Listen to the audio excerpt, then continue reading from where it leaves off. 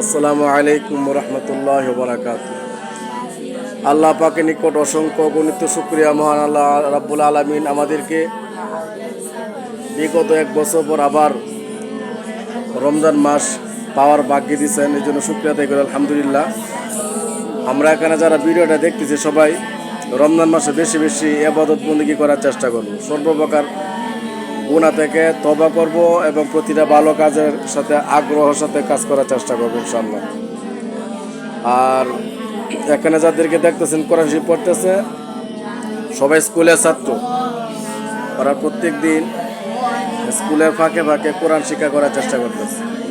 অনেকে কোরআন শরীফের খতম শুরু করছে, আর অনেকেই আগামী কিছুদিন পরেই কোরআন শরীফের সবক নেওয়ার চেষ্টা হবে ইনশাআল্লাহ। এই জন্য আপনার যারা আছেন মুসলমান, প্রত্যেকটা ঘরে যেন প্রতিটা ছেলে মেয়ে কোরআন শিক্ষা দেওয়ার চেষ্টা করবে। যার কোরআন শরীফ পড়া শুদ্ধ না, তার কোনো ইবাদতেই শুদ্ধ না। কোরআন শরীফ যদি অশুদ্ধ থাকে তাহলে নামাজ, কোরআন তেলাওয়াত, জিকির কোনো কিছু শুদ্ধ হবে না।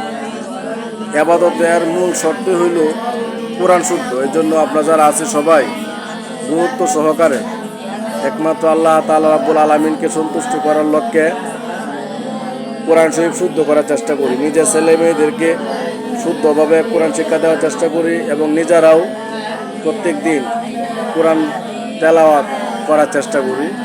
এবং যাদের কোরআন শরীফ পড়ার মধ্যে মনে হয় যে ভুল আছে, স্থানীয় মসজিদের ইমাম সাহেব এবং আশপাশে যারা মাদ্রাসা ছাত্রছাত্রী আছে তাদের কাছে গিয়ে লজ্জা ভেঙে কোরআন শরীফ শুদ্ধ করে পড়ার চেষ্টা করি। আল্লাহ তাআলা আমাদেরকে কোরআনের উপর চলার তৌফিক দান করুক, আমিন।